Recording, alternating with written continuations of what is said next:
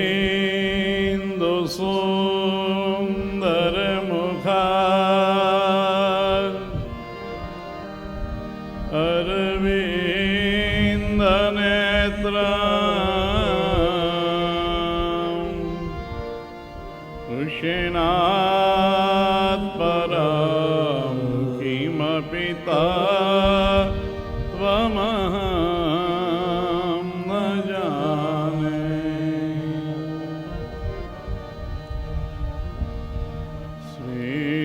श्रीकृष्ण राधा वर गोकुलेश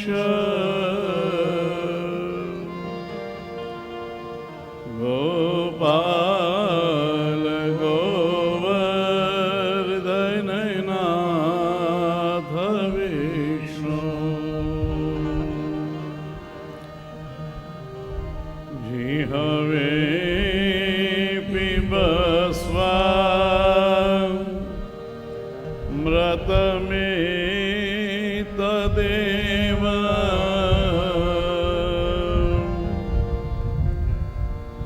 गोविन्द दामोदर माधवेति।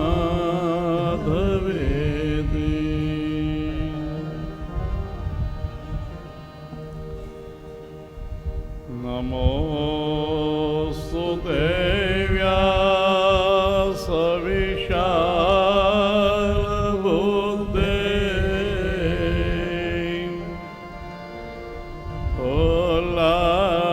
कोलारविन्द यतपत्रनेत्र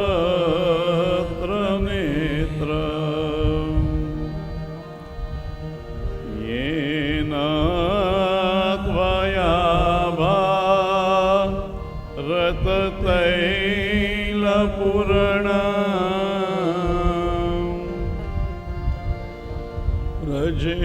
प्रज्वालितो ज्ञानमय प्रदीप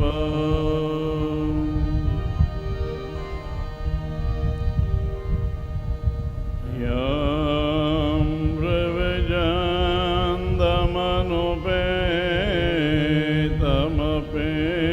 प्रव्रजन्दमनुपेतमपेतकृत्या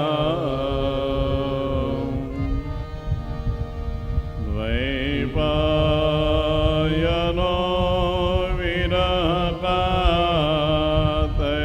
आजुहाव उतरे तन्मयतया सर्वो विनेदो तं सर्वभूतहृदया मुनिमानतोऽस्मि।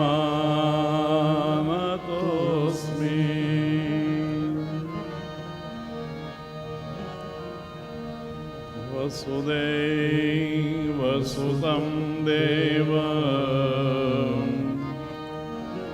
कंसचाणूरमर्दनं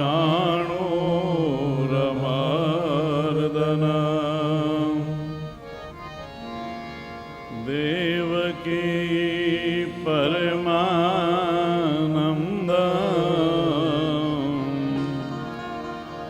कृष्णं वन्दे जगद्गुरु।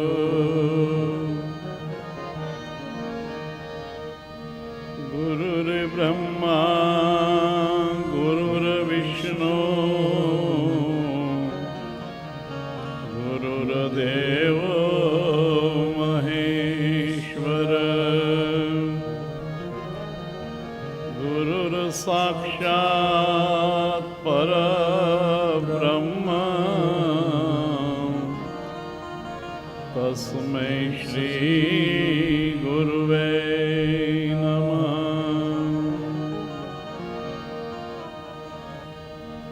ॐ नमो भगवते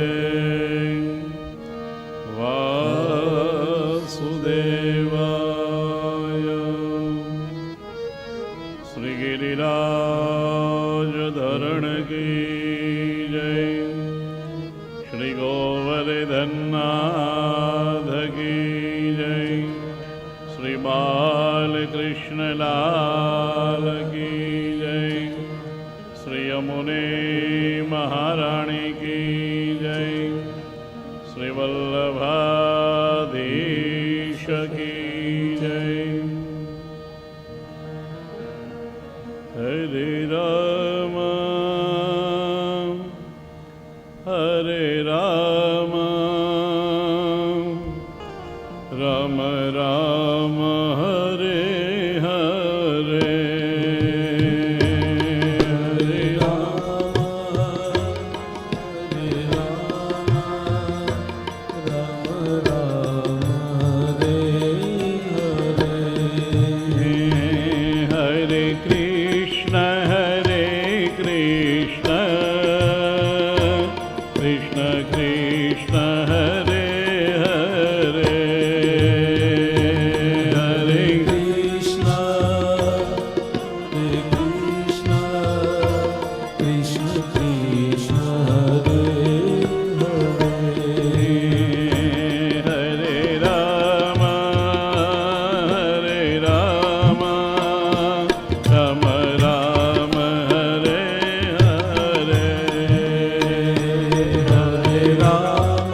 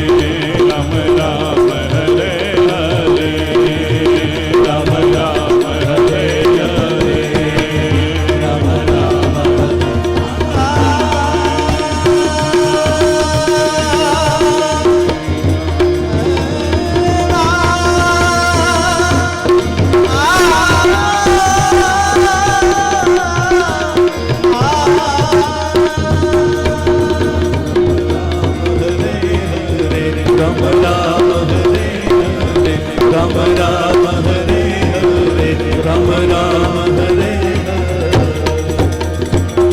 હરે રામચંદ્ર ભગવાનની જય. પદ્મ પુરાણની અંદરમાં 6 અધ્યાયની અંદરમાં જે ભાગવતના મહાત્મ્યની કથા નૈમિષારણ્યમાં સુત પુરાણીએ બતાવેલી છે, શૌનકજીની આગળ એ કથાનો આરંભ અહીંયા આગળ થાય છે. ભાગવત શાસ્ત્ર સાંભળવાનો મહિમા કેવો છે, એ સાંભળવાથી શું ફળ મળે. મહાત્માઓ કહે છે કે આ શ્રીમદ ભાગવત એ પુરાણોમાં તિલક સમાન પુરાણ છે. કોઈ પણ વ્યક્તિની સામે જ્યારે નજર જાય ત્યારે પેલી નજર ક્યાં જાય? લલાટની અંદરમાં જાય. એટલા માટે તિલક બતાવ્યું છે ઋષિ મુનિએ આપણને. તિલકથી બુદ્ધિની શુદ્ધિ થાય છે. સાવ સાદી ભાષામાં કહું ને, જે રોજ તિલક કરે ને કોઈની નજર ન લાગે, એને નજર ઉતારવી જ ના પડે ક્યારે. તિલકનો આ મહિમા છે. એટલે ભાગવત પુરાણ એ પુરાણોની અંદરમાં તિલક સમાન છે, સર્વથી શ્રેષ્ઠ છે. ઘણા બધા શાસ્ત્રોમાં ભાગવતનું મહાત્મ્ય બતાવ્યું છે, મહિમા વર્ણવ્યો છે. જાતે વ્યક્તિ પ્રશંસા કરે ને એ આત્મઘાતી છે. ક્યારેય તમારા વખાણ જાતે ન કરો, અને બીજો કરે ને તો આપણે સંભળાય પણ નહીં, ત્યાંથી ઊભું થઈને જતું રહેવાય. નિંદા કરે ને એને હંમેશા પાસે રાખવો એમ શાસ્ત્રો કહે, સંતો કહે, પણ એ આપણને ગમતી નથી. પ્રશંસા માણસને ગમે છે. ઉદય જેવું છે હો. ઉદય લાકડાને કોરી ખાય, ઉપરથી એકદમ સારું હોય પણ અંદરથી ખલાસ થઈ ગયું હોય. એ પ્રશંસા માણસને ખલાસ કરે છે. તો ભાગવતજીની અંદરમાં ક્યાંય પોતે પોતાનો મહિમાનો ગાન નથી કર્યો. બીજા પુરાણોએ ભાગવતના મહિમાનું વર્ણન કર્યું છે. અને ભાગવત કથાનો નિયમ છે કે પહેલા દિવસે ભાગવત મહાત્મ્યની કથા કરવાની. 6 અધ્યાયની અંદરમાં પદ્મ પુરાણમાં કથા છે. ભક્તિ નારદનો સંવાદ છે. આત્મદેવ મહારાજનું ચરિત્ર છે. અને છેલ્લા અધ્યાયની અંદરમાં ભાગવતનું કથા કેવી રીતે કરવી, ક્યાં કરવી, કોની પાસે કરવી, કેટલો પૈસો ખર્ચવો, કેવી રીતે કંકોત્રી લખવી, આ બધી સમજણ 6થા અધ્યાયમાં આપેલી છે. આ મહાત્મ્યની કથા છે. બપોરે કથા અમને વિરામ કરતા પહેલા ભગવાન શ્રી કૃષ્ણને આપણે વંદન કર્યા.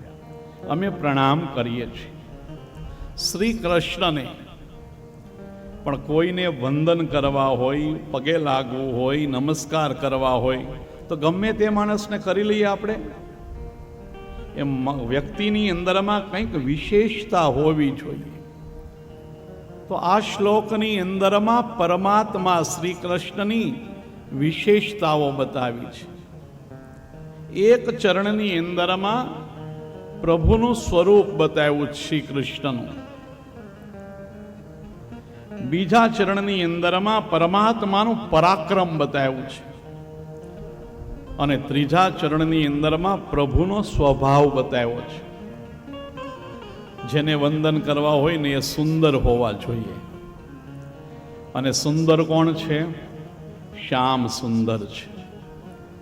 અલંકાર પ્રિય કૃષ્ણ. શ્રી કૃષ્ણને અલંકાર બહુ પ્રિય છે. અને કેવા અલંકારો છે ખ્યાલ છે? હીરા, મોતી, સોના, ચાંદીના નહીં, પણ વન્ય અલંકારો છે. પીળા કરેણના પુષ્પ ખોસેલા છે. 5 પ્રકારની સુવાસિત પુષ્પોની માળા પહેરે છે. મોર પીછનો મુગુટ ધારણ કરે છે. કોઈએ બનાવેલા નથી, પોતે બનાવેલા અલંકારોથી પરમાત્મા વિભૂષિત છે. વન્ય અલંકારોથી પરમાત્મા ભૂષિત છે, સુંદર છે. ઈશ્વર સિવાય જગતની અંદરમાં બીજો કોઈ સુંદર નથી, અને જે સુંદર છે ને એ જ સત્ય છે. સત્ય સિવાય કઈ વસ્તુ સુંદર નથી. સત્ય ही केवल सुंदर है, सत्य ही ईश्वर છે, સત્ય જ શિવ છે. અને એનાથી જ જગત આપણને સુંદર લાગે છે. ઈશ્વર સત્ય છે, ઈશ્વર સુંદર છે, ઈશ્વર સનાતન છે. આ સિદ્ધાંત છે અહીંયા આગળ. માટે સતચિત અને આનંદ સ્વરૂપ કહ્યું. પરમાત્મા સત્ય સ્વરૂપ છે, સુંદર છે. એના જેવું જગતની અંદરમાં કોઈ સુંદર નથી. ईश्वर सत्य है, सत्य ही शिव है, शिव ही सुंदर है. जागो उठ कर देखो, जीवन ज्योत उजागर है. सत्यम शिवम सुंदरम, सत्यम शिवम सुंदरम. ईश्वर सत्य है, सत्य ही शिव है, शिव ही सुंदर है. सत्यम शिवम सुंदरम, सत्यम शिवम सुंदरम. सत्यम शिवम सुंदरम, सत्यम शिवम सुंदरम, सत्यम शिवम सुंदरम.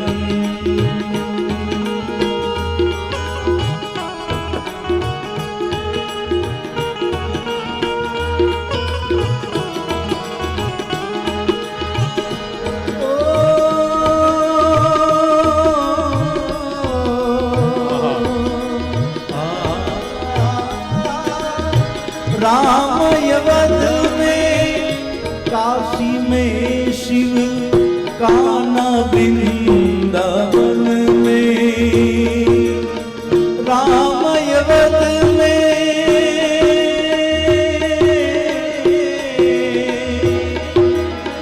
राम यवध में, काशी में शिव, कान्हा वृंदावन में. दया करो प्रभु, देखो ये देखो. दया करो प्रभु, देखो ये देखो. हर घर के आंगन में ये राधा मोहन शरणम. सत्यम शिवम सुंदरम, सत्यम शिवम सुंदरम.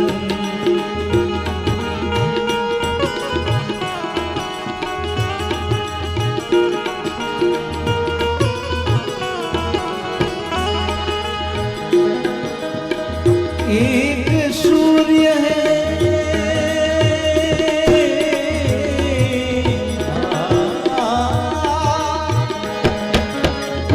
एक सूर्य है, एक गगन है, एक ही धरती माता.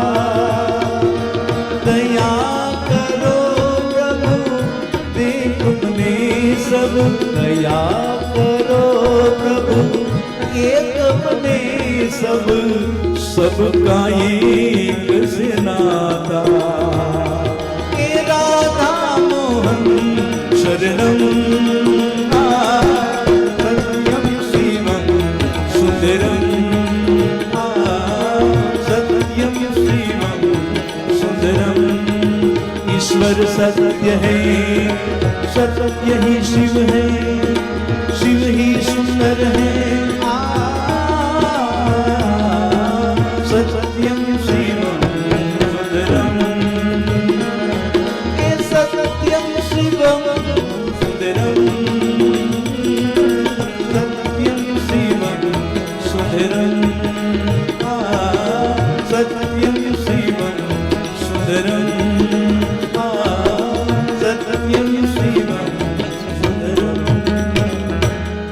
ઈશ્વર સત્ય છે. ઈશ્વર સિવાયનું જે કાંઈ છે ને બધું અસત્ય છે.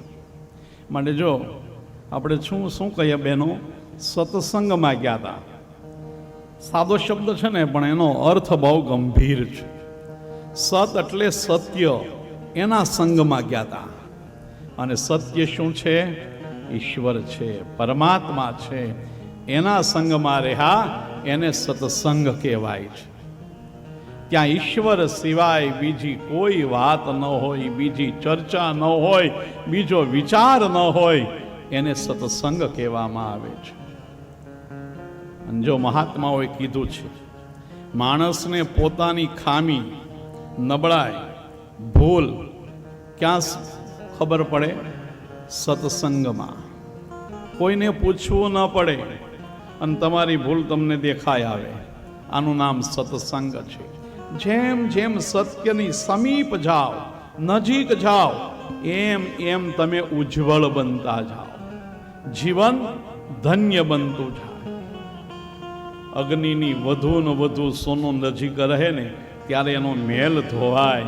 એમ જીવ ઈશ્વરની સમીપ જેમ વધુ રહે, એમ માયારૂપી મેલ એનો ધોવાતો રહે છે. મળે જ્યારે સમય મળે ત્યારે સત્સંગમાં રહેવાનું, સત્શાસ્ત્રોના સંગમાં રહેવાનું, સદવિચારોના સંગની અંદરમાં રહેવાનું. માળા લઈને, ભગવાનની મૂર્તિ લઈને આખો દિવસ બેસી જવાનું નથી. પણ સત્ય, તમે ધંધામાં રહો તોય સત્યની સમીપ રહીને ધંધો કરો. ભોજન કરો તોય સત્યની સમીપ રહીને કરો. સામાજિક વ્યવહારો કરો, એમાં પણ સત્યની સાથે રહીને કરો. તમે ઈશ્વરની નજીક છો. આપણા ભક્તો, મહાપુરુષોના કામ કરવા માટે હરિને આવવું પડ્યું હતું, પ્રભુને આવવું પડ્યું હતું.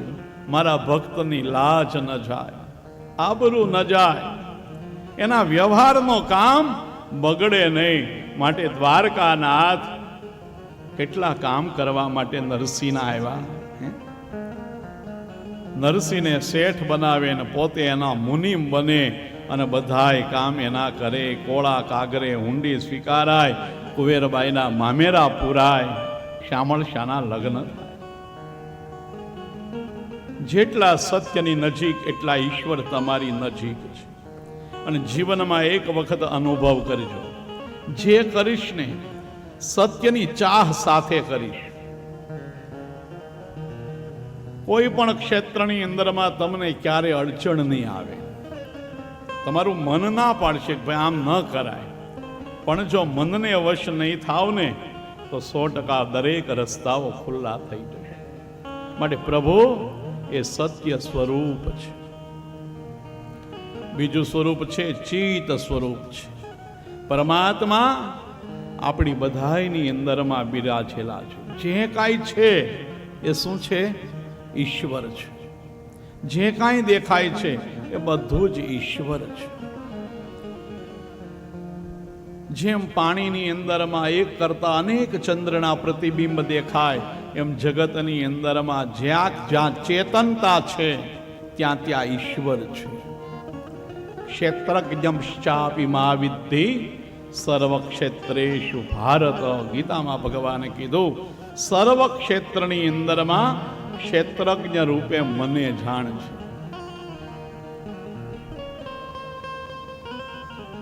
અને ત્રીજું ભગવાનનું સ્વરૂપ છે એ આનંદ સ્વરૂપ છે.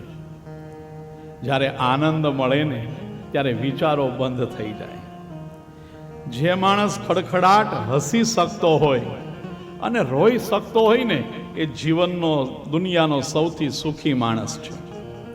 જે હસી શકે છે, જે રોઈ પણ શકે છે.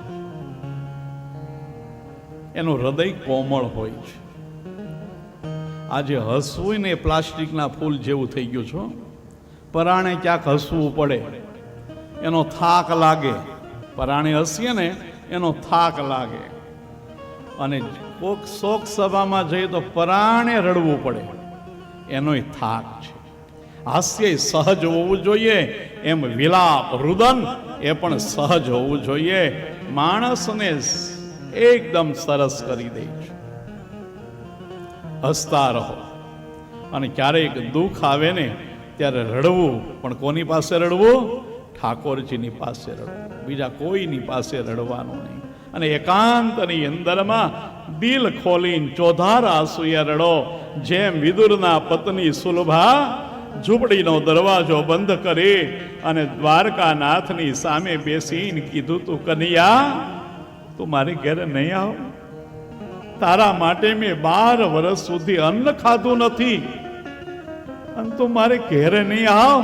એ દ્વારકાનાથને દોડતા આવીને ઝૂંપડી ખખડાવી પડી છે. હો, આ ભક્તોનો પ્રેમ છે. હસી શકે, રડી શકે, એ જ આનંદને માણી શકે. જે હસી ન શકે, જે રડી ન શકે, એ આનંદને ક્યારેય માણી જ ન શકે. ત્રીજું સ્વરૂપ છે ભગવાનનું આનંદ સ્વરૂપ.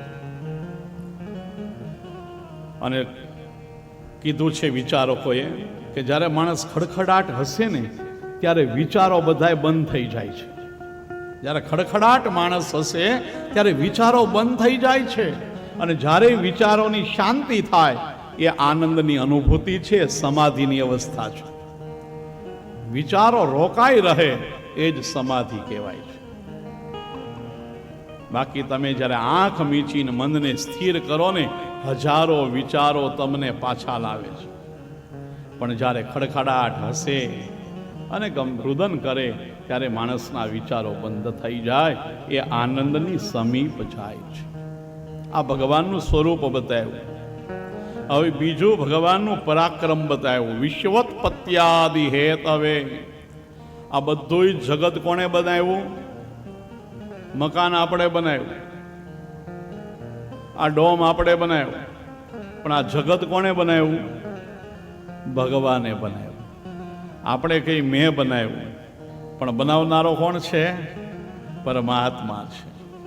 જે માણસમાં ચેતનતા છે ને એ જ કરી શકે. આ જેનામાંથી ભગવાન ગયો એ કાંઈ કરી શકે નહીં. માટે ભગવાન જ બધું જ કરે છે. આ જગત આટલું સુંદર વિશાળ બનાવ્યું એ ભગવાન દ્વારા બન્યું, ભગવાનમાંથી બનાવ્યું અને ભગવાને બનાવ્યું. એ ચર્ચા આગળ પછી ચતુશ્લોકીમાં કરીશું. ત્રીજો ભગવાનનો સ્વભાવ બતાવ્યો છે. ભગવાન કેવા છે? દયાળુ, તાપત્રય વિનાશાય. ત્રણેય પ્રકારના દુઃખોનું શમન કરનાર ભગવાન છે. આધિ, વ્યાધિ અને ઉપાધિ, આ બધાયને નાશ કરનાર ભગવાન છે. હવે આવા વ્યક્તિને વંદન કરવાનું મન થાય કે ન થાય? તો આવો શ્રી કૃષ્ણ આવા છે, એને વંદન કરીએ. સચ્ચિદાનંદ રૂપાય વિશ્વોત્પત્યાદિ હેતવે તાપત્રયી વિનાશાય શ્રી કૃષ્ણાય વયં નુમઃ. સચ્ચિદાનંદ રૂપાય વિશ્વોત્પત્યાદિ હેતવે તાપત્રય વિનાશાય શ્રી કૃષ્ણાય વયં નમઃ. આવા શ્રી કૃષ્ણને મહાત્માજી વંદન કરે છે, પ્રણામ કરે છે. ત્યાર પછી બીજા શ્લોકની અંદરમાં ભાગવતના મુખ્ય વક્તા એવા શુકદેવજી મહારાજને વંદન કર્યા છે. સુતજી કેવા છે શુકદેવજી? તો વર્ણન કર્યું છે બીજા શ્લોકમાં. યમ પ્રવજંતમનુપેતમપેત કૃત્યામ વૈપાયનો વિરહ કાતર આજુહાવ પુત્રે તન્મયતયા કરોતિ મે સ્તુતમ સર્વભૂત હૃદયાનિમા પ્રવજંત મનુપેતમપેત કૃતિયા વિપાયનો વિરહ કાતર હાદુહા પુતરે તુ તન્મયતા તરોભિને સુતમ સર્વભૂત હૃદયા મુનિમાનતોસ્મિ. સર્વ પ્રાણી માત્રની હૃદયની અંદરમાં રહેલા એવા મુનીશ્વરને હું નમસ્કાર કરું છું. કોણ છે આ મુનિ? યમ પ્રવજન, જન્મની સાથે જેણે ઘર છોડી દીધું, જન્મની સાથે. શુકદેવજી છે ને જન્મથી વૈરાગી છે, પાછળથી વૈરાગ્ય નથી આવ્યો, જન્મથી વૈરાગ્ય છે. અને મહાત્માઓએ ઘણી જગ્યાએ કીધું છે શુકદેવજી છે ને એ શિવ સ્વરૂપ છે, અને શિવજીને કોઈ માયાની અંદરમાં લોલુપતા નથી, આકાંક્ષા નથી, અપેક્ષા નથી, નિરંજન છે, નિરપેક્ષ છે. 12 વર્ષની ઉંમરે જન્મની સાથે ઘર છોડી વન તરફ પ્રયાણ કરી દીધું. એમના પિતા વ્યાસજી, અહીંયા દ્વૈપાયન લખ્યું છે, દ્વીપ ઉપર રહેતા હતા એટલે દ્વૈપાયન વ્યાસનું એક નામ પડ્યું છે. પાછળ દોડ્યા, એ દીકરા ઊભો રહે, મારી સામે જો, ઘરે પાછો આવ, અમને છોડીને વૃદ્ધાવસ્થામાં ક્યાંય જા નહીં. અને આ વ્યાસજી કોણ છે? પ્રથમ સ્કંદના 3જા અધ્યાયની અંદરમાં પ્રભુના 24 અવતારોની કથા છે. એમાં ભગવાનનો 17મો અવતાર છે ને એ વ્યાસજીનો છે. જ્ઞાના અવતાર છે, જ્ઞાની છે. અને જગતની અંદરમાં વ્યાસજી જે બોલ્યા છે ને એનાથી ઉપર કોઈ બોલ્યું જ નથી. બધા એનું એઠું બોલે છે. માટે કોઈ પણ કથા હોય કહેવાય હું વ્યાસપીઠ. વ્યાસજીનું બોલાયેલું જ બોલાય છે. શબ્દો કદાચ બદલાવતા હશે પણ વિચાર ક્યારેય બદલાણો નથી. અને મહત્વ શબ્દનું નથી હો, મહત્વ વિચારનું છે. મહત્વ કેટલા બધા વાજિંત્રો છે એનું નથી, મહત્વ એનું છે સૂરનું છે. આ સૂર જો સાધે ને તો સુરતા સધે. વ્યાસજી વિહવળ બની ગયા, પુત્રના વિયોગમાં રડવા લાગ્યા, જ્ઞાન ભૂલાઈ ગયું. જો ભાઈ, વ્યાસજી એવા મહાપુરુષો પુત્રના વિયોગમાં શોક કરે તો આપણે તો માણસ છીએ, ચાવી દીધેલા રમકડાઓ છીએ આપણે માયાના. એ જેમ નચાવે એમ નાચીએ છીએ. માટે વિરહની અંદરમાં વિહવળ બને એ માણસનો સ્વભાવ છે. 3 વસ્તુ યાદ રાખો જીવનમાં. સર્જન છે ને સર્જન, એની અંદરમાં આનંદ છે. પાલનની અંદરમાં મોહ છે, અને વિસર્જનની અંદરમાં શોક છે. બાળક જન્મે એટલે શું થાય? આનંદ થાય કે ન થાય? પેંડા વેચી, હવે દીકરો દીકરી બે એક જ છે, પેંડા વેચી એક છે ને. આનંદ, સર્જનનો આનંદ. પછી એ જ સંતાન મોટું થાય એટલે એમાં મોહ થાય. કાલ સવારે મોટો થશે, ભણશે, આગળ વધશે, મોટો બનશે, સારામાં સારો અભ્યાસ કરી અને જગતમાં મારું નામ રોશન કરશે, અમારે કાયમની નિરાત થઈ જશે અને હે ને શાંતિ. આ મા બાપની એક ઈચ્છા હોય છે અંતરની હો. યુવાનો બેઠા એ ધ્યાન દેજો. મોટા આપણને કરે ને શા માટે કરે? પોતે જે જિંદગી ભર ત્રાસ વેઠો છે, મહેનત મજૂરી કરી છે તમારા ઉછેરમાં, લાલન પાલનમાં, એમાંથી થોડોક સમય કાઢી અને જ્યારે વૃદ્ધાવસ્થા આવે ત્યારે એની પાસે બેસજો. આ માતા પિતાની લાલસા છે, આકાંક્ષા છે. આજે બધી સગવડતા આપીએ છીએ આપણે, પણ સમય આપતા નથી મા બાપને. અને વૃદ્ધોને શું જોઈએ? સગવડતા નથી જોતી, સગવડતા તો હવે થઈ હો મનસુખભાઈ, બાકી આપણે હેઠે બેહીને કથા કરવા વાળા હતા. આજે ડોમમાં કરી પ્રભુ કૃપાથી બધાની વચ્ચે બેસીને કરીએ. આમ જ મારે જોઈએ, એનું જીવન નથી. જે સ્થિતિ પરમાત્મા આપે એ સ્થિતિની અંદરમાં જીવી જાઓ, તમારી મોટામાં મોટી ભક્તિ છે. આ ફરિયાદ ન કરો કોઈ દિવસ. તો લાલન પાલનની અંદરમાં મોહ હોય છે કે આ મારો છે, અને જ્યારે એ જ વસ્તુ, એ જ વ્યક્તિ, એ જ સંતાન, એ જ મૂડી આપણી પાસેથી જતી રહે ત્યારે, એનો નાશ થઈ જાય ત્યારે શોક કરીએ છીએ, રડીએ છીએ. વાસ્તવમાં આપણું હતું નહીં, આપણું હતું નહીં. આપણને પ્રસાદ તરીકે મળ્યું અને જેટલી લાયકાત હતી એટલું ભોગ્યું, પછી કોઈક બીજાનું થઈ ગયું તો શોક શા માટે કરવો? ભાગવતની અંદરમાં કથા છે કે રાજાને ત્યાં એક રાણી હતી, બીજી રાણીઓ હતી, પણ કોઈ રાણીને સંતાન નહીં. ચિત્રકેતુ રાજા હતો. એક રાણી હતી કૃતજ્યુતિ, એને પ્રભુ કૃપાથી દીકરો જન્મ્યો. હવે ઘણી બધી રાણીઓ હોય ને એમાંથી એક દીકરા વાળી થાય, રાજકુંવર વાળી, માન કેટલા વધી જાય. એનું માન વધ્યું, રાજાનો પ્રેમ એના પ્રત્યે વધ્યો. બીજી રાણીઓની ઈર્ષા થઈ, દીકરાને વિષપાન કરાવીને એને મારી નાખ્યો.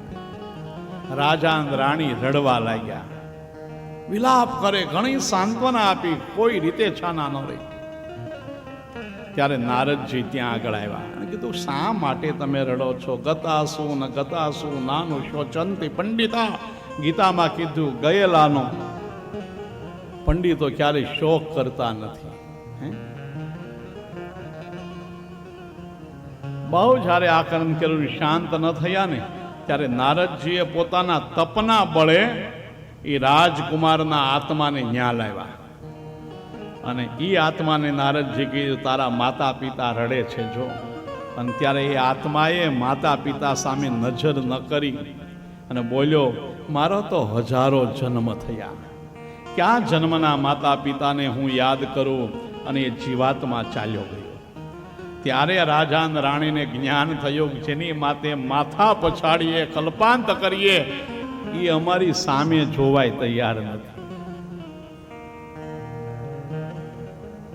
માટે કોઈનો કોઈ સાથે નિરંતર સહવાસ ક્યારે હતો નહીં, છે નહીં અને રહેશે પણ નહીં. પાણીનું એક જ પરબ હોય 10 કિલોમીટરની વચ્ચે, અને કઈ વાહનની વ્યવસ્થા ત્યારે નહોતી. એ પરબે બધાએ પાણી પીવા આવે કે નહીં, ત્યારે કઈ બોટલની વ્યવસ્થા નહોતી પેલા. હા, હાલતા હાલતા જવાનું, અને લાઈન હોય એમાં પીવા વાળાની હોય, જેને જોઈ હોય. અને આ જીવન જે જીવા હોય ને ભાગશાળી લોકો છે. એ લાઈનમાં ઊભું રહેવાનું, જે લાઈન આવે જ્યારે પાણી પીવાનું, પછી ન્યાન્યા ઊભું રહેવાનું, પાછું હાલતું થઈ જવાનું. એમ પાણીની પરબે ભેગા થયેલા આપણે છીએ. વારો આવી જાય એટલે પીને નીકળી જવાનું, બીજો એની મેળે નીકળી જશે. આ નીતિ છે, આ દુનિયાનું સત્ય છે. જે સમજી લે એ આનંદથી જીવી શકે, જે ન સમજી શકે એ દુઃખમાં, મોહમાં, શોકની અંદરમાં ગરકાવ થયા કરે. હા, એક વસ્તુ ખરી કે એના સ્મરણાર્થે જે પુણ્ય કરો ને એ તમે એને ટ્રાન્સફર કરી શકો, આપી શકો, પણ પાપ કોઈને આપી શકાતું નથી. પાપ છે ને એ ફોજદારી ગુનો છે. કેવો ગુનો છે? ફોજદારી. અને પુણ્ય છે ને એ દીવાની ગુનો છે. ફોજદારી ગુનામાં સમાધાન ન થાય, એમાં સજા જ થાય. જ્યારે દીવાની ગુનો હોય ને એમાં સમાધાન થાય. બાર પાપ તમારે જ ભોગવવું પડે, સજા સ્વીકારવી જ પડે. પણ પુણ્ય છે ને તમારે ન જોતું હોય ને તો બીજાને આપી શકો. માટે દરેક સત્કર્મ કરીએ ત્યારે આપણે કહીએ, અનેન કર્મણા ભગવાન પરમેશ્વર પ્રિયતા નમ.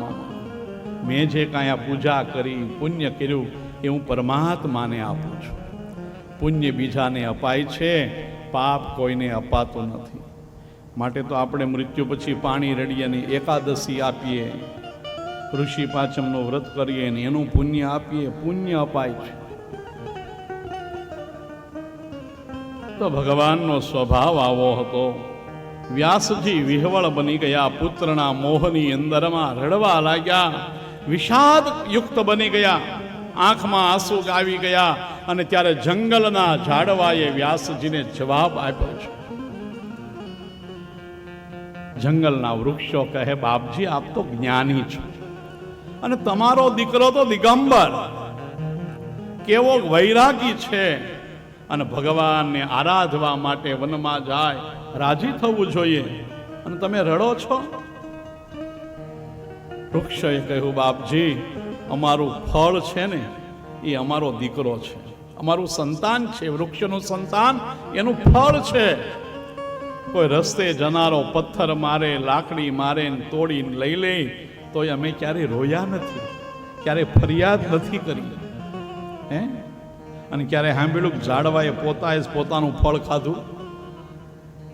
આપણે કરેલું કર્મ આપણે ભોગવીએ, પણ વૃક્ષો તો બીજાને માટે જીવે છે. તરોવર સરોવર સંત જન, ચોથા બરસે મેહ, પરમારથ કે કારણ ચારે સર્જો દેહ. સંતને જગતની પાસેથી કાંઈ લેવું નથી, આપવા માટે આવ્યા છે, લૂંટાવા માટે આવ્યા. તમારી લાયકાત હોય એટલું લૂંટો એને. સંતને તમારી લાયકાત હોય, યોગ્યતા હોય એ પ્રમાણે લઈ શકો. એમ વૃક્ષો છે પોતે પોતાના ફળ નથી ખાતા, નદીઓ પોતાનું જળ પોતે નથી પીતી, દરિયો પોતાના મોતીની માળા પહેરીને કોઈ દી સામો મળ્યો કોઈને કે આપણી પ્રોડક્ટ છે આ? ક્યારેય નહીં. ગાય પોતાનું દૂધ નથી પીતી, નદી પોતાનું પાણી નથી પીતી, વૃક્ષો પોતાના ફળ નથી ખાતા. આ પરોપકારી છે. એની પાસેથી મારે તમારે પરોપકાર શીખવાનો. મારી પાસે છે ને એ બીજાને આપવું, કોઈકને આપવું, આ જીવનની સાચી સ્થિતિ છે. એ જાડવા પોતે રે એ પોતાના ફળ નથી ખાતા રે, ઉપકારી એનો આત્મા રે. જાડવા પોતે રે એ પોતાના ફળ નથી ખાતા રે, ઉપકારી એનો આત્મા રે.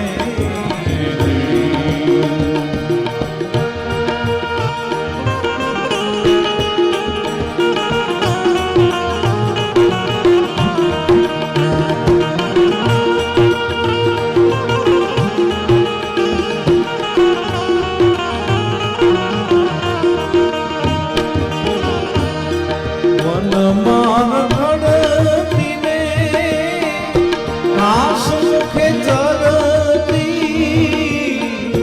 વનમાં રખડતી ને એ ઘાસ મુખે ચરતી, એ દીવની કાવતરી એ દૂધ પોતાના નથી પીતી રે, ઉપકારી એનો આત્મા રે. જાડવા પોતે રે એ પોતાના ફળ નથી ખાતા રે, ઉપકારી એનો આત્મા રે.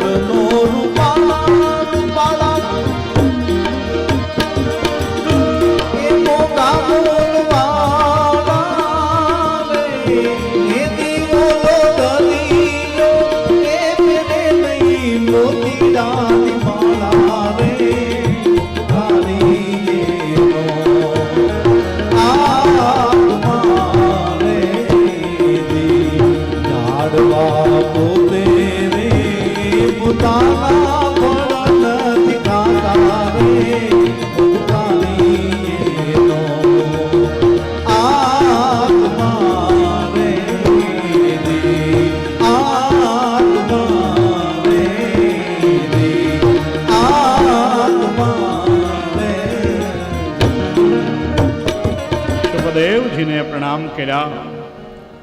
અને નૈમિષારણ્યની અંદરમાં બ્રહ્મ સત્ર થયું. નૈમિષે સુતમાસીન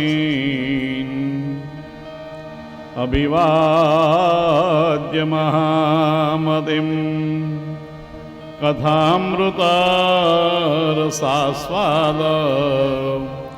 કુશલ શૌનકો બ્રવીત. નૈમિષારણ્યમાં મહાત્માઓ ભેગા થયા. નૈમિષારણ્ય એટલે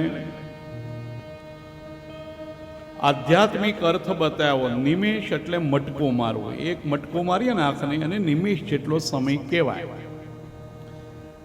એટલો સમય પણ જ્યાં આગળ બ્રહ્મના ચિંતન વગર વીતતો નથી એ નૈમિષારણ્ય.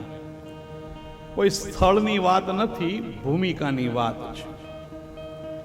અને ઋષિઓ બધાએ બ્રહ્માજી પાસે આવ્યા ને મહારાજ અમારે ભેગા થઈને જગત કેમ સુખી થાય એના માટે કંઈક ચિંતન કરવું છે, અમને એવું સ્થળ બતાવો. અને બ્રહ્માજીના મનમાંથી મનોમય ચક્ર નીકળ્યું અને કીધું કે આ ચક્રની પાછળ પાછળ ચાલો, જ્યાં આગળ એ સ્થિર થાય ત્યાં બેસીને તમે ચિંતન કરજો. આ જે જગ્યાએ આ ચક્ર સ્થિર થયું ને આ નૈમિષારણ્ય છે, અયોધ્યાની બાજુની અંદરમાં છે. ઋષિઓ બધા અને પોતાના સ્વાર્થ માટે નથી ભેગા થયા. શેના માટે થયા છે? સંસારના લોકો સુખી કેમ થાય. દરેક મહાપુરુષોએ આ પ્રયત્ન કર્યો. અને જે જીવ પોતાનું ભૂલી અને બીજાનું જે સુધારે ને એને મહાપુરુષ કહેવાય. બ્રહ્મ સત્ર થયું છે. ત્યાં આગળ શૌનક મહારાજ રસાસ્વાદ કુશલ, પરમાત્માની કથાઓના રસ પીવામાં હોશિયાર કુશળ એવા શૌનક સુતજી પ્રત્યે બોલ્યા કે અજ્ઞાન ધંધ વિઘવંસ કોટિ સૂર્ય સમપ્રભ સુતસ્યાહિ કથાસારમ મમ કર્ણ રસાયન. હે સુતજી, કેવું સંબોધન કર્યું. મહામતીમ, મહાબુદ્ધિશાળી આ સુત પુરાણી છે. 1 કરોડ શ્લોક એને કંઠસ્થ હતા. અને કહ્યું છે મહારાજ, અમારા અજ્ઞાનને છેદવા માટે કરોડો સૂર્ય સમાન તમે તેજસ્વી છો. પણ મહારાજ હવે કથા નથી સાંભળવી, કથાનો સાર સાંભળવો છે. કથા સારમ મમ કર્ણ રસાયનમ, મારા કાન દ્વારા કથાના સારરૂપી રસાયણ મારે પીવું છે, દવા પીવી છે. દવા પીવી તો ક્યાંથી પીવાય? મુખેથી પીવાય ને. પણ આ ભાગવત ભવૌષધિની દવા છે હો ભાઈ. ભવરોગની અંદરમાંથી કેમ છૂટી જવું ને એની મોટામાં મોટી દવા ભાગવત શાસ્ત્ર છે. અને એ મોઢેથી પીવાની દવા નથી, એ કાનેથી પીવાની દવા છે. અને શું કીધું? રસાયણ. રસાયણ એવી દવા છે, આયુર્વેદનું છે આખો વિભાગ, રસાયણ શાસ્ત્ર છે આખું. જે બીમાર હોય એ પીવે ને તો સાજો થઈ જાય, અને સાજો પીવે ને તો બીમાર ન પડે કોઈ દી. ઓલી એલોપેથિક દવા છે ને, બીમાર હોય ને એને જ લેવાય અને દૂધ હારે જ લેવાય. આમાં તો સાજોય લઈ શકે તો ક્યારેય બીમાર ન પડે. માટે જો જ્યારે સુખદેવજી કથા કરશે ને પરીક્ષિત આગળ, ત્યારે મોટા મોટા ઋષિઓ આવીને બેઠા જ કથામાં. વ્યાસ બાપજી પોતે આવીને બેઠા, પરાશર મહારાજ પોતે આવીને બેઠા. આ બધા ઋષિઓના નામ આપ્યા છે. શું કામ? સાવધ રહીએ, ક્યારેય માયા આક્રમણ ન કરી શકે. જે હથિયાર ધારણ કરીને જ ઊભા હોય ને એને કોઈ દી બીક લાગે નહીં. માટે આ કૃષ્ણને ક્યારેય સુદર્શન વગર જોયા? રામને ધનુષ બાણ વગર જોયા? ના, આરે જ હોય. એમ કામ, ક્રોધ, લોભ, મોહ, મદ, મત્સર રૂપી શત્રુઓનો નાશ કરવા માટે હથિયાર સજાવીને રાખો. અને જો આપણા દેવો અને દેવીઓ બધા હથિયાર વગરના નથી. કોઈ છે? હવે શરૂઆત થઈ છે હથિયાર વગરના દેવ. હથિયાર વાળા ક્રૂર લાગે છે અમુક લોકોને, પણ એવા લાગવા માંડ્યા ને એટલે જ ગુલામ બન્યા હતા. અહિંસા, પરમો ધર્મ એટલું બધું ચલાવ્યું કે માથા કપાઈ ગયા. અને હવે શું કરવું પડે એમ છે? વીરતા, પરમો ધર્મ. અને જો શાસ્ત્રમાં લખ્યું છે કે અતિશય અન્યાય સહન કરો ને એ પાપ છે. અન્યાયની સામે અવાજ ઉઠાવો. પ્રહલાદે આ જ કર્યું હતું, બીજું કાંઈ નતું કર્યું. અસુર બાળકોને તૈયાર કર્યા. હિરણ્યકશ્યપુના વિચારધારાની સામે પ્રભુની વિચારધારાને ઊભી કરી. અરે પરમાત્મા 1000 હાથ વાળો આપણી રક્ષા કરવા વાળો છે. અને જો કાળ આવવાનો હશે તો કોઈ રોકી શકવાનો નથી. માટે નિર્ભય બનો અને ભગવાનના વિચારો લોકો સુધી પહોંચાડો. આ કામ પ્રહલાદે કર્યું છે. અને એના માટે અસુર બાળકોએ પૂછ્યું, તારા પિતા મારશે? એ કે પણ કેટલો બધો મારવા પ્રયત્ન કર્યો. પર્વત ઉપરથી ફેંક્યો, મદિરા પાન કરાવીને હાથીઓની વચ્ચે નાખ્યો, કાળ કોટડીમાં મૂક્યો, હોલિકા મને લઈને બેઠી, કાંઈ વાળ વાંકો થયો. અને ત્યારે અસુર બાળકોનો વિશ્વાસ પાકો થયો કે ના, પરમાત્માએ આની રક્ષા કરી. અને જો એ માણસ છે અને માણસનો સ્વભાવ શું છે? ચમત્કાર જોઈએ, નહીતર નમસ્કાર નહીં. અને સુગ્રીવ, કિષ્કિંધા કાંડની અંદરમાં કથા છે. હનુમાનજીએ સુગ્રીવની મુલાકાત કરાવી, મિત્ર બનાવ્યો પ્રભુએ. સુગ્રીવને કહે, ચાલ વાલી સાથે લડ, હું તને મરવા નહીં દઉં, વાલીને હું મારીશ. સુગ્રીવને થયું આ બે ભાઈઓ એકલા છે, પગમાં પગરખા નથી. અને વાલી કેટલો બળવાન છે. રાવણને 6 મહિના સુધી બગલમાં દબાવીને રાખ્યો હતો. આ વાલી, એને મારવાનું કઈ? સુગ્રીવને વિશ્વાસ ન થયો. સુગ્રીવે કીધું, મહારાજ મને કંઈક શ્રદ્ધા બેસે, વિશ્વાસ જાગે, એવું પરાક્રમ બતાવો તો હું માનું કે તમે વાલીને મારો. અને પ્રભુ એક બાણથી 7 વૃક્ષોને છેદી નાખ્યા. અને ત્યારે સુગ્રીવને વિશ્વાસ જન્મ્યો, આ વાલીને મારે. ત્યારે વાલીને પડકાર કિષ્કિંધાના મેદાનમાં આવીને સુગ્રીવે આપ્યો અને પ્રભુએ એને માર્યો. તો આપણામાં વિશ્વાસનો અભાવ છે. માણસનો સ્વભાવ છે આ. અને ભક્તોનો સ્વભાવ છે પૂર્ણ ભરોસો ભગવાન ઉપર.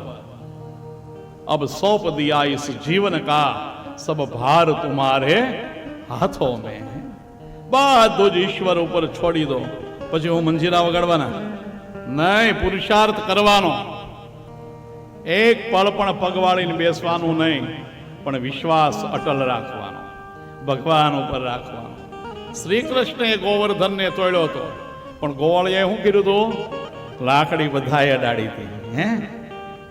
અમે મદદ કરીએ છીએ. એમ પુરુષાર્થ જીવનના છેલ્લા શ્વાસ સુધી કરજો, ક્યારેય નિવૃત્ત નહીં થતા. પણ ભરોસો ભગવાન ઉપર રાખો. હું હરિનો, હરિ છે મમ રક્ષક, એ ભરોસો જાય નહીં. જે હરિ કરશે તે મમ હિતનું, એ નિશ્ચય બદલાય નહીં. ભગવાન જે કરે ને મારા કલ્યાણ માટે જ કરતા હોય. માટે એક રાજાના મંત્રી હતા ને, એ વાતમાં કહી, પ્રભુએ કર્યું એ સારું કર્યું. આ બધી જગ્યાએ આ વાત મૂકે છે, કોઈ પણ વાતમાં. એમાં રાજા અને મંત્રી બે શિકાર કરવા વનમાં ગયા. અને હથિયાર વાપરવામાં રાજાને કાંઈક શરત ચૂક થઈ ગયા, અંગૂઠો કપાઈ ગયો. અને એલો મંત્રી બોલ્યો, ભગવાને જે કર્યું એ સારું કર્યું. અને રાજાનો ગુસ્સો આ 7મા આસમાને. એટલે મારો અંગૂઠો કપાણો, તું એમ કે ભગવાને સારું કર્યું? 2 થપાટ મારી જતો રે. અને હું રાજ્યમાં આવું ને એટલે દેશ નિકાલ કરું તને, મારા રાજ્યમાં ના રહેવા દો, બધું જ લઈ લઉં. પાછો મંત્રી બોલ્યો, ભગવાન જે કરી સારું કરે. રાજાનો ગુસ્સો વધ્યો. પેલો જોતો રહ્યો. રાજા વનમાં ગયા, શિકારની અંદરમાં, અને અજાણ્યા વિસ્તારની અંદરમાં આવી ગયા, અને કેટલાક ભીલ લોકોએ ઘેરી લીધા, રાજાને પકડી લીધા. હવે માતાજીને અમારે નરબલી ચડાવવું, એમાંય રાજા મળ્યો, 32 લક્ષણો કહેવાય. રાજીના રેડ થઈ ગયા. પણ જ્યાં માતાજીના મંદિરમાં લઈ ગયા ને બધાએ જોયું ને તો અંગૂઠો કપાયેલો હતો. એટલે એકે કીધું, ભાઈ આ તો ખંડિત છે, આ માતાજીના બલિદાનમાં ના ચાલે. છૂટો કરી દીધો રાજાને. રાજાને થયું કે પેલો મંત્રી બોલ્યો તો નહીં, સારું બોલ્યો તો. જો આજે અંગૂઠો સલામત હોત ને તો મસ્તક કપાઈ ગયું હોત. ભગવાન કરે સારું કરે. પણ મેં એને કાઢી મૂક્યો, બધું લઈ લેવાનું નક્કી કરી નાખ્યું, તને દેશ નિકાલ કરું. તો એ બોલ્યો કે ભગવાન જે કરી સારું કરે. રાજ્યમાં આવ્યા, મંત્રીને બોલાવ્યા, ધ્રુજતા ધ્રુજતા આવ્યા મંત્રી. રાજાએ કીધું, ધ્રુજો નહીં, આજ હું બચી ગયો, નહીતર હું અહીંયા હોત નહીં. આખી વાત કહી. તમારી વાત સાચી, ભગવાન જે કરે સારા માટે કરે છે. પણ મેં જ્યારે તમને કાઢી મૂક્યા અને લઈ લેવાની વાત કરી, ત્યારે તમે બોલ્યા કે ભગવાન જે કરે સારું કરે. મંત્રી કે હું હારે હોત ને તો હું કપાઈ જાત, તમે બચી ગયા હોત. તો ભગવાને સારું જ કર્યું ને. માટે જે સ્થિતિમાં, જે પરિસ્થિતિમાં ભગવાન રાખે એમાં સંતોષ માનો. સુખ અને દુઃખ જીવનમાં આવશે અને જાશે. ક્યારેય સુખ ટક્યું નથી, ક્યારેય દુઃખ ટક્યું નથી. જે આવે છે એ જાય છે. રામ જેવા પરબ્રહ્મ, એને સવારમાં રાજને બદલે વનવાસમાં જવું પડ્યું, અને બ્રહ્મના બાપને 4 દીકરા હતા, છતાંય અંતકાળ કોઈ દીકરો હાજર ન રહ્યો. બધાયને કર્મ ભોગવવા પડે છે. અને સુખ દુઃખ શેના આધારે આવે? આપણા કર્મને આધારે આવે. કોઈ કોઈને સુખી કરતો નથી, કોઈ કોઈને દુઃખી કરતો નથી. માણસ પોતાના કર્મથી સુખી બને અને પોતાના કર્મથી દુઃખી બને છે. સુખ દુઃખ તો આવે સંસારમાં, સુખ દુઃખ તો આવે સંસારમાં, સુખ દુઃખ તો આવે સંસારમાં, સુખ દુઃખ તો આવે સંસારમાં. દુઃખમાં ડરવું નહીં, હિંમત ના હારવી. દુઃખમાં ડરવું નહીં, હિંમત ના હારવી. હળવેથી જીવનને હોળી હંકારવી. હળવેથી જીવનની હોડી હંકારવી. પ્રભુજીને સોંપીશું કામ, સુખ દુઃખ તો આવે સંસારમાં. પ્રભુજીને સોંપીશું કામ, સુખ દુઃખ તો આવે સંસારમાં. સુખ દુઃખ તો આવે સંસારમાં. સુખ દુઃખ તો આવે સંસારમાં. જય હો.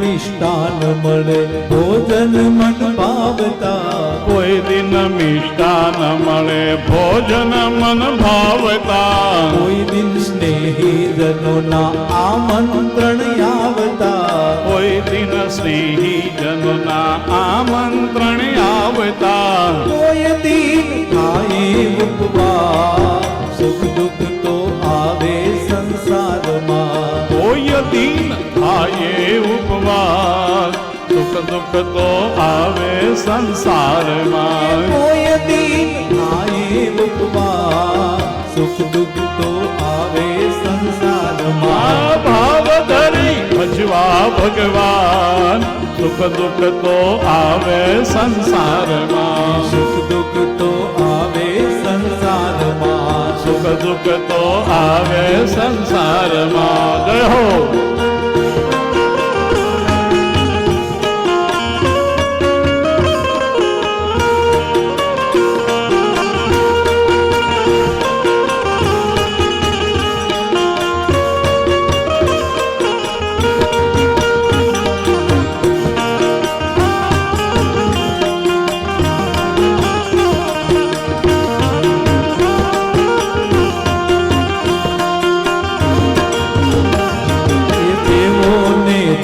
પડે માનવ શું કામ રડે. દેવોને દુઃખ પડે માનવ શું કામ રડે. દેવોને દુઃખ પડે માનવ શું કામ રડે. દેવોને દુઃખ પડે માનવ શું કામ રડે. પુત્રના વિયોગે રાજા દશરથનો દેહ પડે. પુત્રના વિયોગે રાજા દશરથનો દેહ પડે. પુત્રના વિયોગે રાજા દશરથનો દેહ પડે. પુત્રના વિયોગે રાજા દશરથનો દેહ પડે. રામ સીતા પામ્યા વનમાં સુખ દુઃખ તો આવે સંસારમાં. રામ સીતા પામ્યા વનવાસ આવે સંસારમાં. રામ સીતા પામ્યા વનમાં સુખ દુઃખ તો આવે સંસારમાં. ભાવ ધરી ભજવા બલવાન સુખ દુઃખ તો આવે સંસારમાં. ભગવાન સુખ દુઃખ તો આવે સંસારમાં. ભાવ ધરી ભજવા ભગવાન સુખ દુઃખ તો આવે સંસારમાં. સુખ દુઃખ તો આવે સંસારમાં. હરે રામા હરે રામા રામ રામા હરે હરે. હરે રામા રામ રામા હરે રામા હરે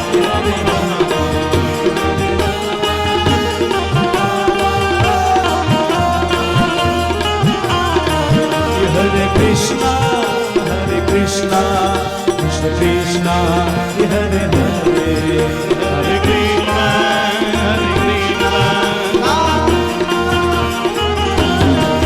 Hare Rama, Hare Rama, Rama Rama, Hare Hare, Hare Rama, Hare Rama,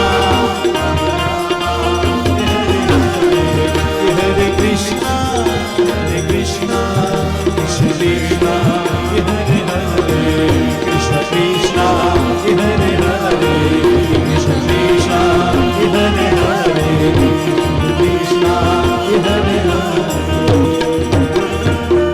સુખ દુઃખ તો આવે સંસારમાં. સુખ દુઃખ તો આવે સંસારમાં. એ ભાવ ધરી ભજવા ભગવાન સુખ દુઃખ તો આવે સંસારમાં.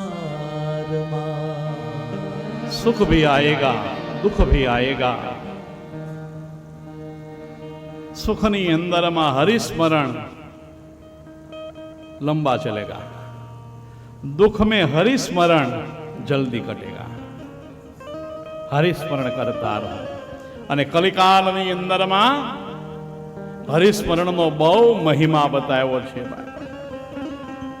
સત્યયુગની અંદરમાં ધ્યાન કરવાથી જે ફળ મળ્યું, ત્રેતા યુગની અંદરમાં યજ્ઞ કરવાથી જે ફળ મળતું, દ્વાપર યુગમાં પૂજન કરવાથી જે ફળ મળતું, કળયુગની અંદરમાં નામ સ્મરણ કરવાથી એ ફળ મળે છે.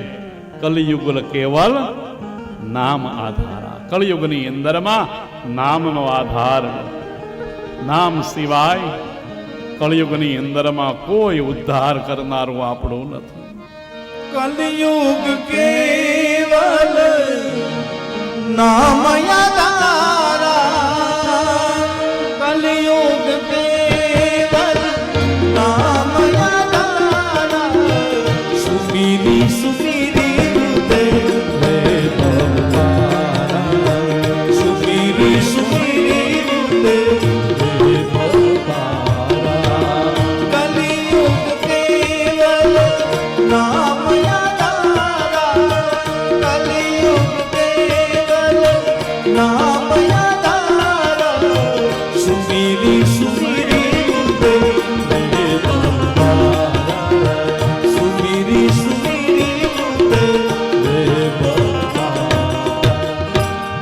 સનકજીએ પ્રશ્ન કર્યો, સુતજી, કળિયુગમાં દુઃખી થયેલો આ માણસ અધર્મયુક્ત જીવને શુદ્ધ કરવાનો ઉત્તમ ઉપાય અમને બતાવો.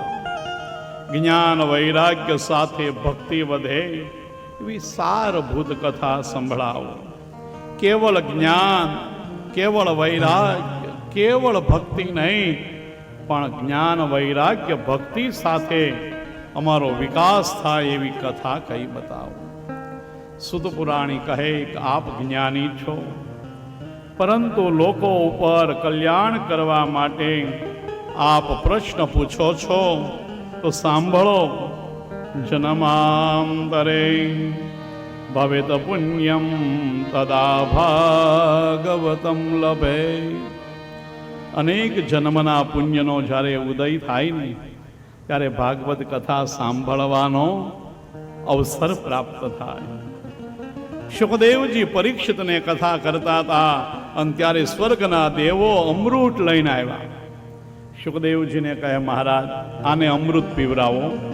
તક્ષકના કાંઈ નહીં કરી શકે, અને આ કથારૂપી અમૃત અમને આપો. સુખદેવજીએ પરીક્ષિતને પૂછ્યું, પીવું છે અમૃત આ? અને પરીક્ષિત છે ને આપણો પ્રતિનિધિ છે, એના પ્રશ્નો છે, જેમ આપણા પ્રશ્નો છે એમ પરીક્ષિતના પ્રશ્નો. એણે કીધું, બાપજી, આ સ્વર્ગના અમૃતના શું ફાયદા, શું ગેરફાયદા, અને આ કથારૂપી અમૃતનો શું ફાયદો? ત્યારે સુખદેવજી કીધું, રાજન, આ સ્વર્ગનો અમૃત પીશ ને તું મરીશ નહીં, પણ તારે દુઃખ ભોગવવા પડશે. માટે જો આપણે ત્યાં લાંબુ આયુષ્ય છે ને, એ બહુ દુઃખી માણસને કરે છે. અતિશય જે વૃદ્ધાવસ્થામાં જીવતા હોય, કેટલા દુઃખી હોય. બધા આપણે કહીએ ને, હવે છૂટી જાય ને તો સારું, જોવાતું નથી. અરે, સેવા કરવાનો લાભ આપ્યો તમને, એટલા માટે લાંબુ આયુષ્ય મળ્યું છે.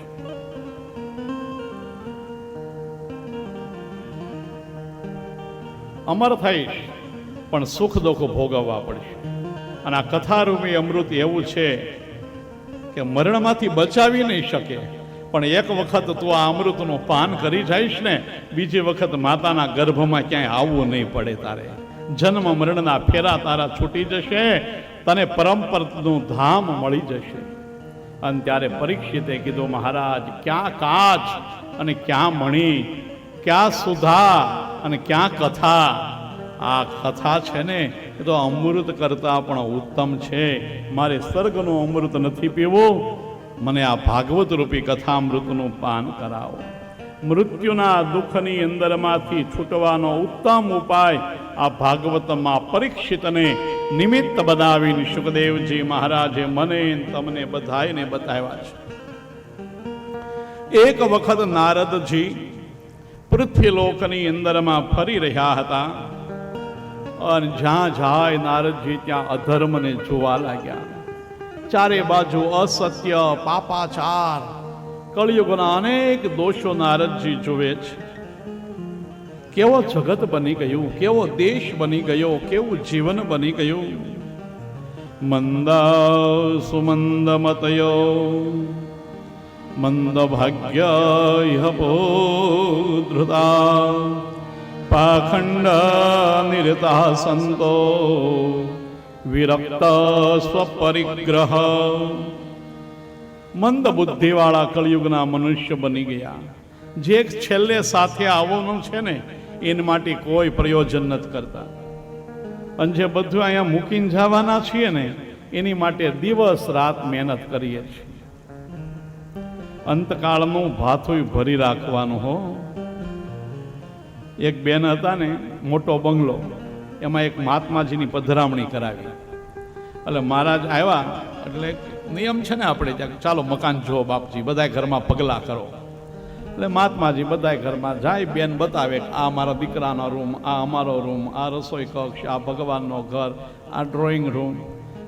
આમ આખું ઘર સ્વચ્છ હતું, સુંદર હતું, કાંઈ વસ્તુઓ અલગ અલગ જગ્યાએ પડેલી ન હતી. અને ઘરને સાફ સુથરું રાખવું ખાસ ફરજ છે હો. જે ઘર સ્વચ્છ રહે, વસ્તુઓ પોતાની જગ્યાએ જ રહે, એ ઘરમાં લક્ષ્મીજીનો વાસ છે. ધ્યાન દેના. પણ આ બેનના રૂમમાં આવ્યા ને તે ઠેલો ખાલી પડ્યો હતો, 5-10 કપડાં પડ્યા હતા, થોડાક બેડ ઉપર પડ્યા હતા. એટલે મહાત્માને આશ્ચર્ય થયું, બધું બરાબર છે ને આ રૂમમાં આમ કેમ? એટલે સન્નારીને પૂછ્યું કે બેન આમ કેમ છે? એ કે બાપજી એવું છે ને કે મારો સ્વભાવ ભૂલકણો, એટલે બહાર ગામ જવું હોય ને તો 4-5 દિવસથી હું ઠેલામાં યાદ આવે એમ નાખતી જાઉં, યાદ આવે એમ નાખતી જાઉં.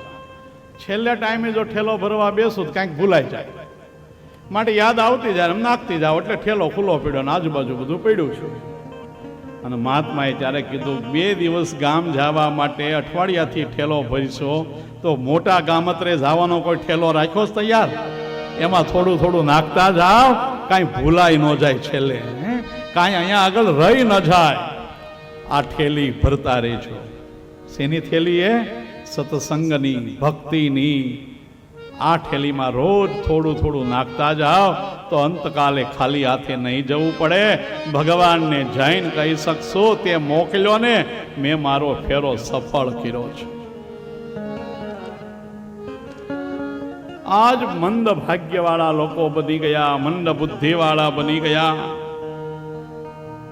સંતો છે એ બધું ભેગું કરવામાં પડી ગયા. એ ભાગવતમાં લખ્યું છે, હું નથી કહેતો. સંત પરિગ્રહ બધું ભેગું કરવા લાગ્યા, ઘર મૂકીને ગયા અને ન્યા આશ્રમના નામે શું બનાવ્યા? બંગલા બનાવ્યા.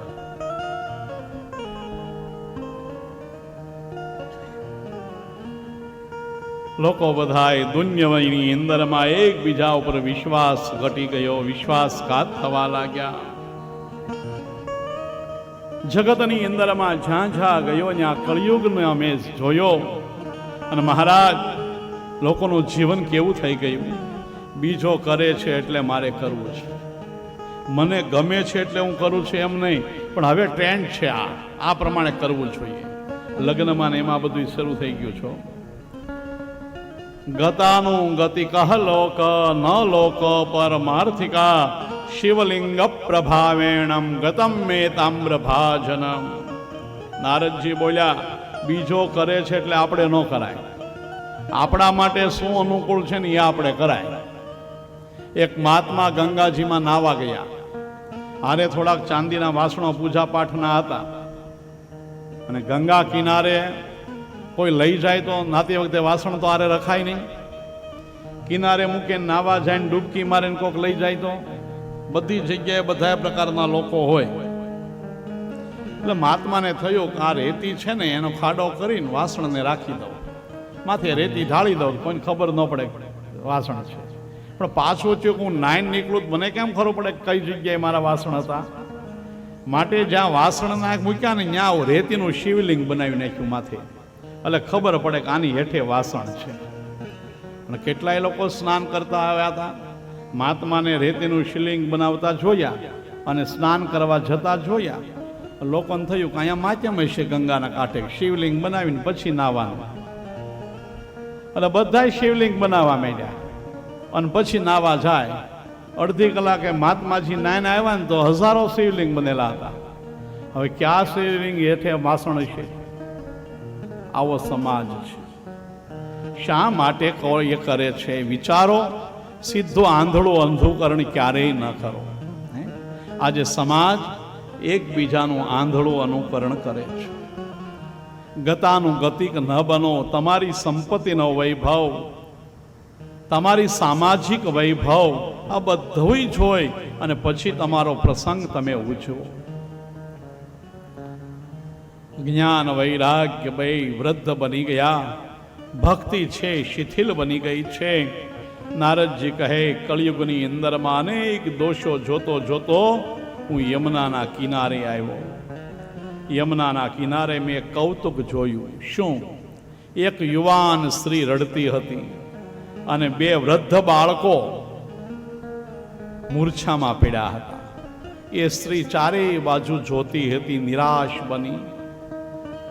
મારી નજર ગઈ, પણ શાસ્ત્રમાં બતાવ્યું કોઈ સંતે એકલી સ્ત્રીની આગળ ક્યારેય ન જવાય. હું ગયો નહીં, મને અચરજ થઈ.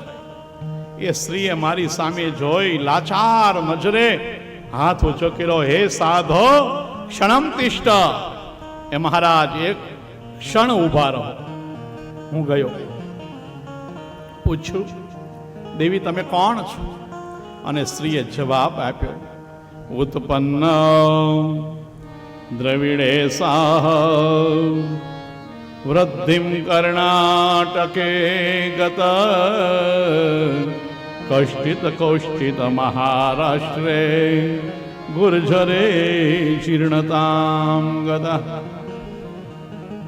દ્રવિડ દેશની અંદરમાં મારો જન્મ થયો. દક્ષિણ ભારત ભક્તિ મહારાણીનું પિયર કહેવાય છે.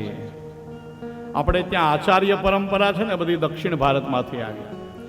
સંત પરંપરા મહારાષ્ટ્રની અંદરમાંથી આવી અને ભક્ત પરંપરા આપણા સૌરાષ્ટ્રમાંથી આવી છે.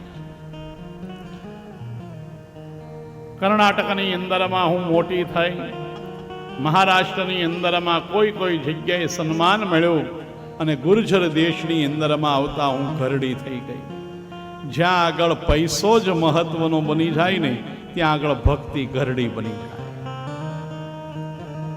પૈસો એક માધ્યમ છે, સર્વસ્વ નથી.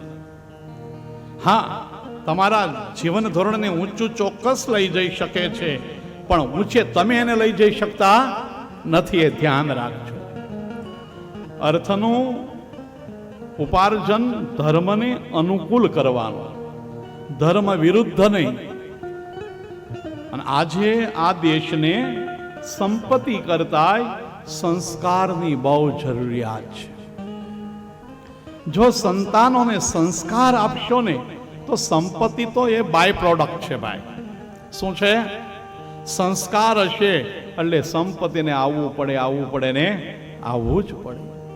પણ જ્યાં સંપત્તિનો અતિરેક છે, ત્યાં સંસ્કાર છે એ નક્કી નથી. માટે સંસ્કારને બહુ મહત્વ આપો, અને સંસ્કારથી જીવન ઉચ્ચ બને છે. સંસ્કારનો આ દેશ છે. આપણા કેટલા સંસ્કાર હતા? 16 સંસ્કાર હતા.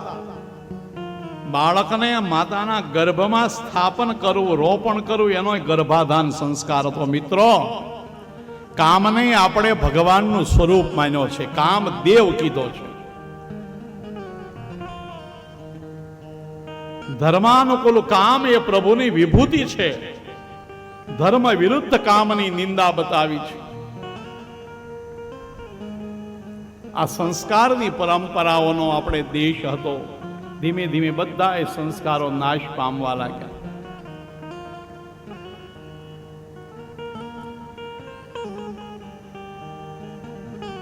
નારદજી અનેક પ્રયત્નો કર્યા અને કીધું કે આ 2 બાળકો, તે મારા 2 બાળકો છે, જ્ઞાન અને વૈરાગ્ય. કળિયુગની અંદરમાં જ્ઞાન વૈરાગ્ય વૃદ્ધ બની ગયા છે, મૂર્છામાં પડી ગયા છે. માતા યુવાન અને બાળકો ઘરડા, આ કળિયુગની નિશાની છે. હો,